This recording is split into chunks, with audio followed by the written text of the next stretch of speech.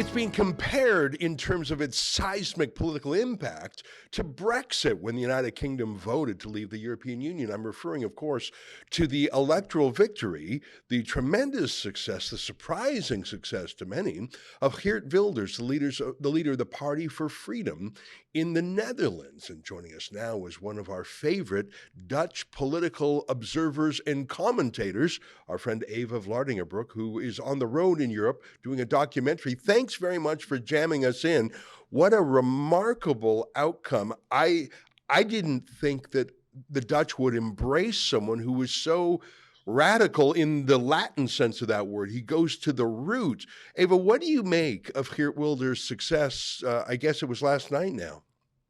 Yeah, well, personally, I'm euphoric. I voted for the PVV personally, and just like you, Ezra, I had honestly no idea that this would happen. It was completely unexpected. It's unprecedented. They won now. They're looking at 38 seats even, so they keep on rising with the last votes being counted.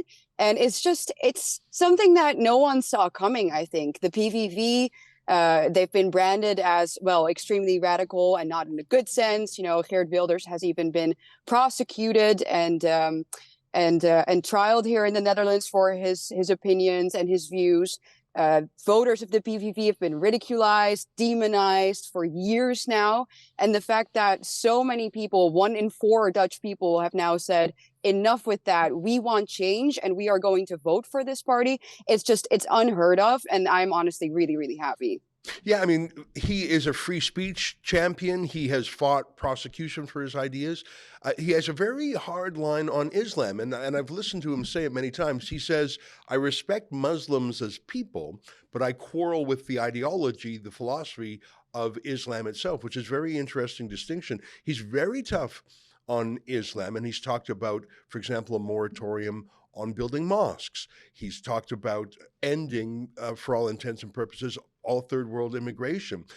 He's been saying these things for really 20 years, and he's been saying them from the margins of politics, but now he's in the heart of politics.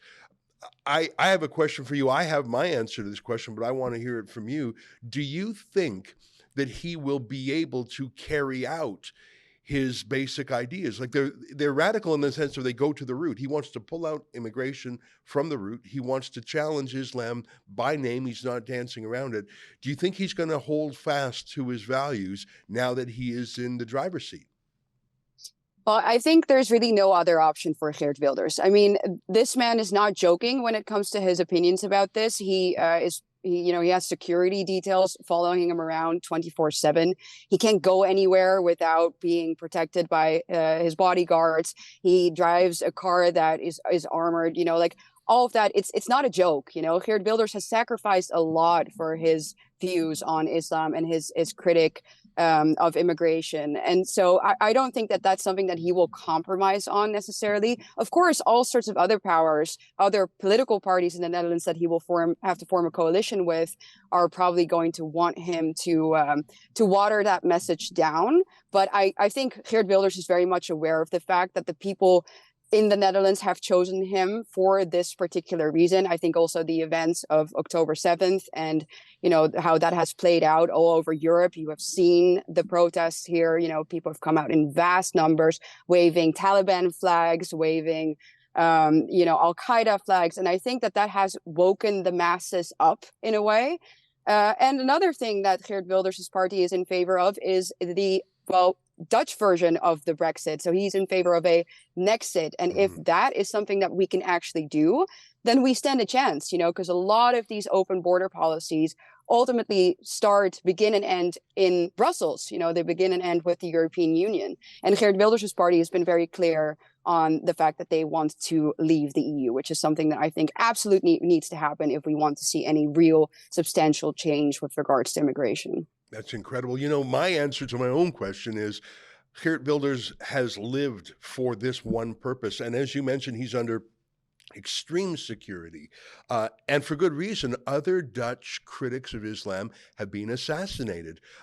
Theo van Gogh, as he'd be called, Pim Fortuyn was a gay politician, actually, who both of these men were killed for challenging, for speaking out. Ayaan Hirsi Ali had to basically flee the country for death threats. So a man who has lived for 20 years under armed guard because he holds these beliefs, there's no way he's going to abandon them now. As you say, I think the challenge is, can he work with other parties to get over the hump for a working coalition? Now, tell me about one of the other parties. I understand that another party that actually was for the former PM, Mark Rutte, that the new leader of that party is a Turkish refugee herself who is critical of immigration. Do you know more about these potential coalition partners? Like, are there other people who support an immigration crackdown that Geert Wilders can work with? Well, the VVD has been saying that for years now. That is Mark Rutte's party. And indeed, it's now led by a Turkish woman. And she also, just like, well, every single VVD politician, has been quite anti-immigration right before the elections, but usually right after the elections. And when they are actually elected, they change their tunes again and they answer to the whims of Brussels. So I wouldn't trust the VVD as far as I could throw them personally. But there is a chance now that if they do form a right-wing coalition with some other parties on the right that have taken a stauncher anti-immigration stance than the VVD, that would be a possibility. It remains to be seen because, like I said, the PVV, Geert Wilders' party, he's been excluded from the formation of a coalition for, well, as long basically as they exist. It only happened once.